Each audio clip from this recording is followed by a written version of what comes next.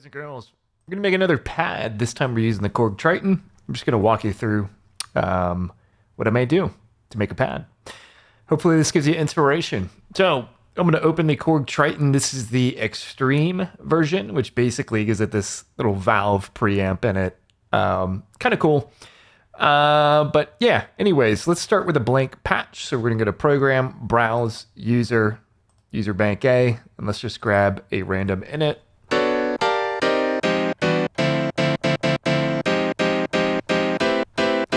Now you can change the mode in the Triton here. There's this classic, studio, and digital. I'm gonna go for classic, which allegedly emulates the old DAC and flow in the old Triton Extreme. I don't know. It sounds pretty similar to me if I'm being honest here, but regardless. Cool. So the Triton and the Triton Extreme, which are pretty much identical outside of the valve force, when you come into a program, they all have this easy screen here, which the idea is, if you're a noob to making patches, you can basically just create an entire patch from just this easy screen. If you want to get a little more advanced, then you can go into these additional screens here.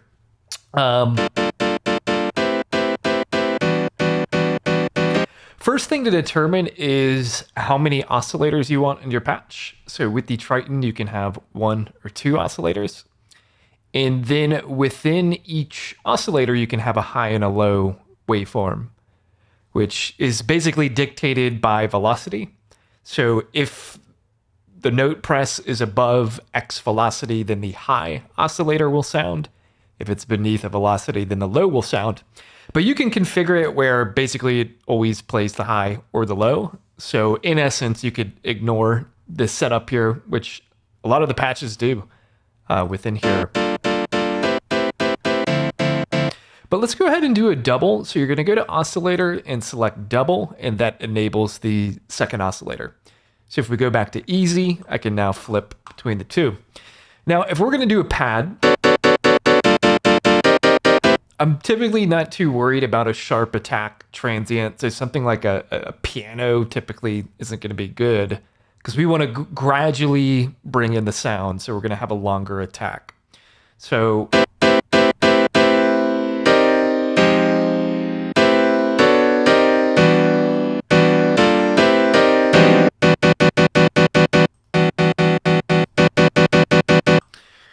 I think what I may do here is just first, let's just find a sound first, then we'll worry about everything else. So I'm going to go into oscillator 1, go to the high, and these are all of the oscillators you get in the Triton. It's quite a lot in here, actually.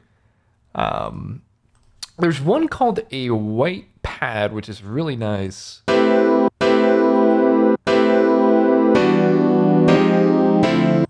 Let's put it on both of them. So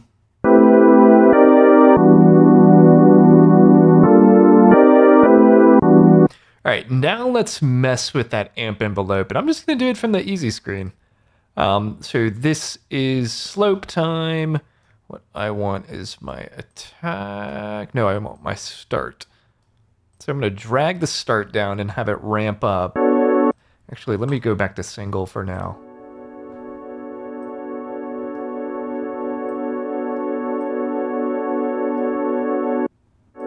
Let's put some release.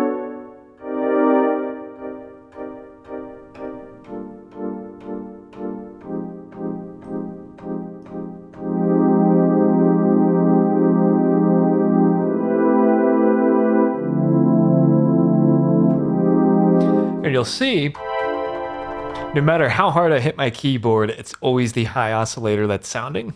So if I come to the oscillator page here, all the init patches are set up like this, but the way this is configured, the low oscillator just can't sound, period, due to the velocity switch here.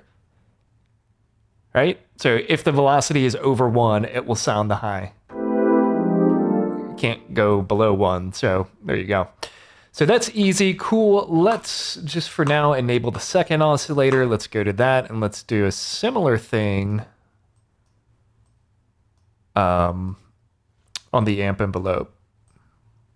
Maybe we give that one a little bit, it's slightly different amp envelope, so it kind of I think it'll make the sound nice. Words, what are words? Now, typically what you want to do, if you're stacking oscillators, you're using the same waveform on both, is it could be nice to transpose one of them slightly.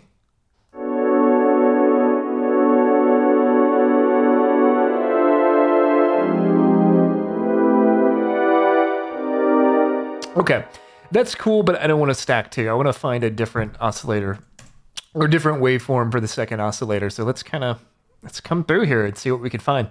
I think voices are really cool. So like voice type patches where it's like, oh, you know, that type of stuff, but not too orchestral, if that makes sense. Like I'm not trying to make an epic, you know, Lord of the Rings pad. I don't like that sound. It's something a little more subtle. Let's see what we can find.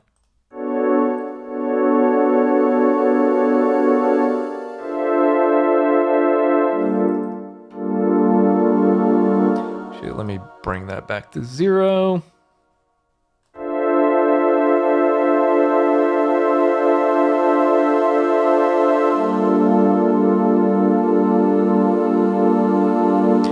If we look at our oscillators, so the white pad comes in a little quicker, the voice takes a little longer to come in, which is actually kind of nice.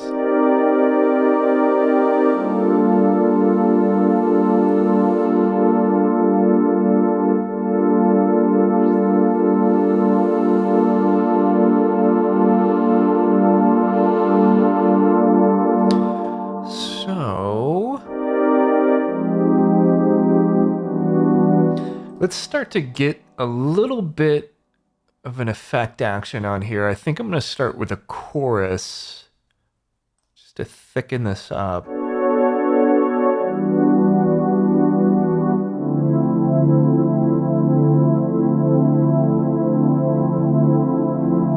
Oh, whoops, I was putting the filter on the voice. That's not what I meant to do.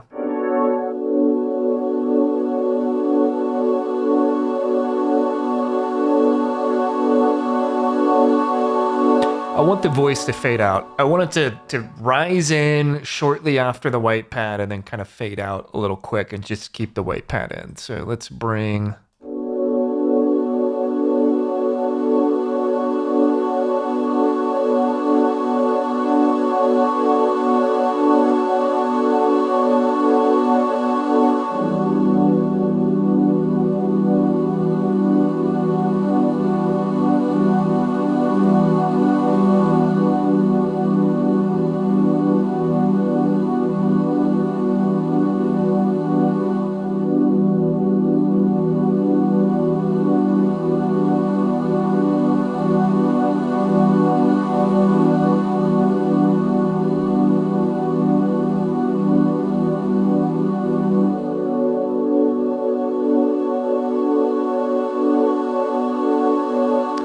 Now, we could try transposing that up. What if we just did 12?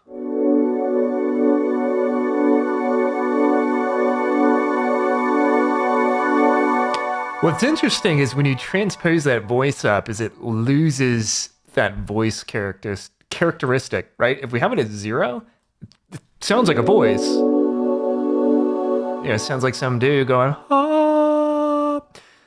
But if you transpose it up, you lose that. I think it's still a cool sound.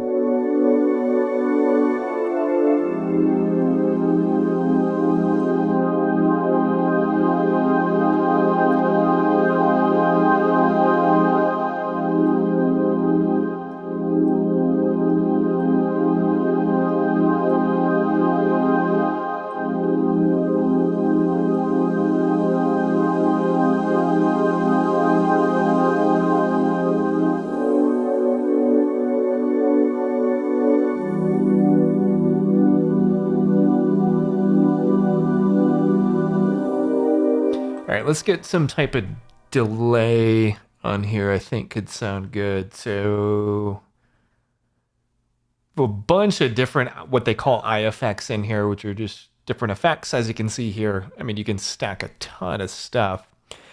I would like some pan, oh, a nice pan delay. Could sound cool.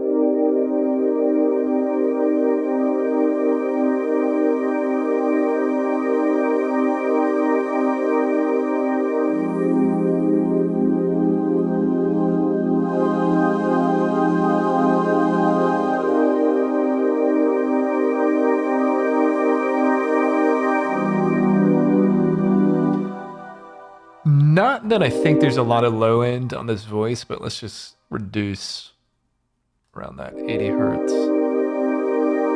Reason being is the white pad, we had the filter on it, so there's a lot of low frequency content, and I just don't want the voice to interfere with that. I want the voice to be kind of thin and sitting on top of that pad. So negative 9 dB gain reduction around 80 hertz, I think is fair.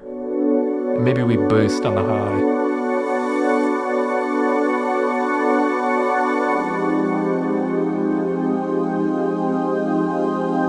Maybe even pan it.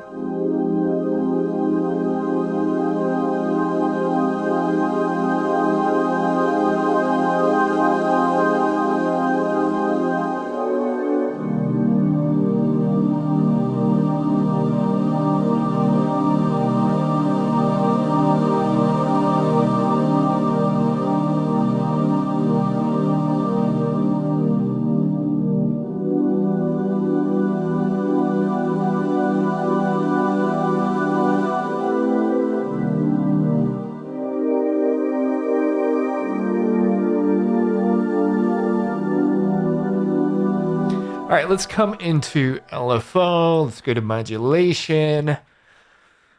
I'm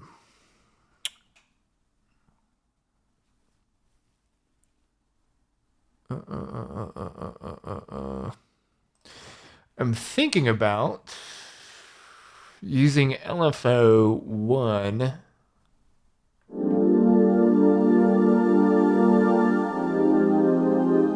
Maybe not. Maybe fine.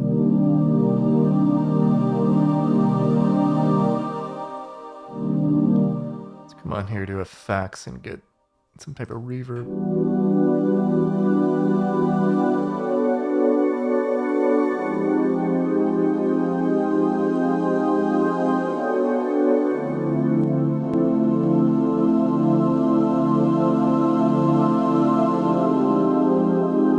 So we're feeding the stereo chorus into the auto pan delay, which then comes out and gets fed into this reverb hall here.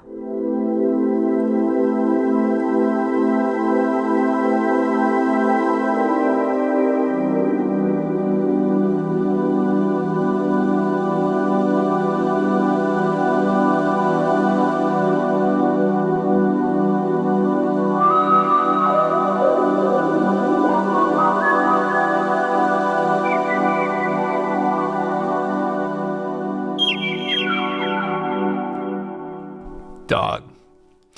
That's fucking cool. That's cool. It's a little extreme.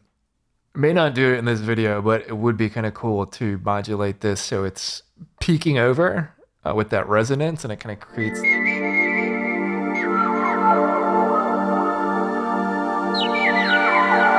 That's kind of cool. Okay, anyways.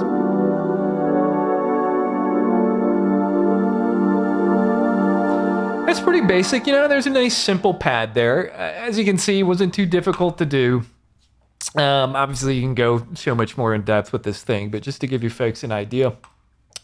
Then I gotta say, the ARP on this is actually really good.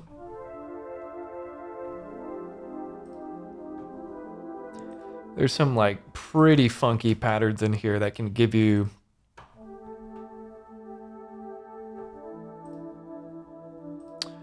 some nice overtones on things. Like it can actually be kind of nice here. Yeah, and it applies to the...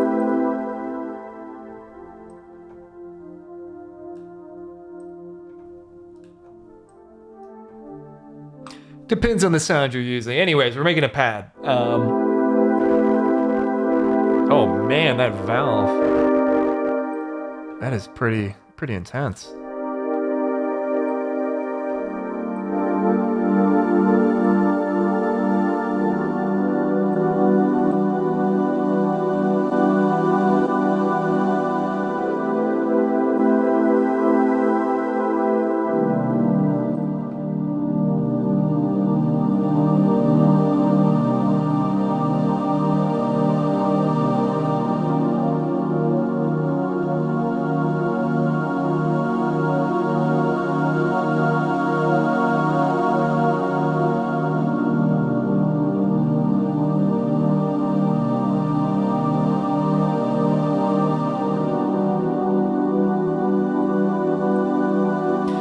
Oh, I'm an idiot. I just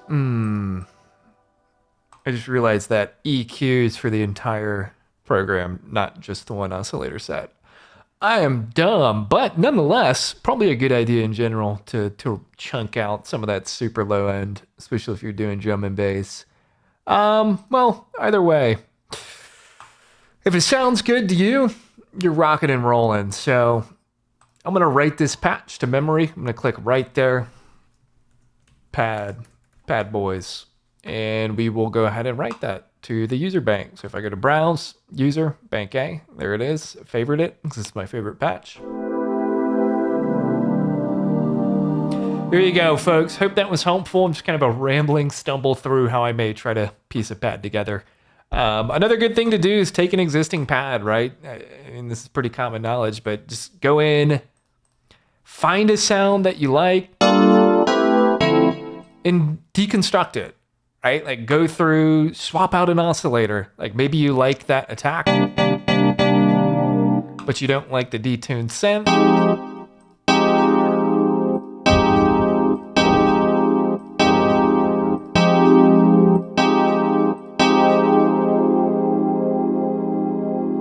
Right? Or maybe you don't like that. It's easy. Go in, mess around with stuff, have fun. It's not that complicated, but it can be if you want it to be. Drum and bass 2022. I love you. Goodbye.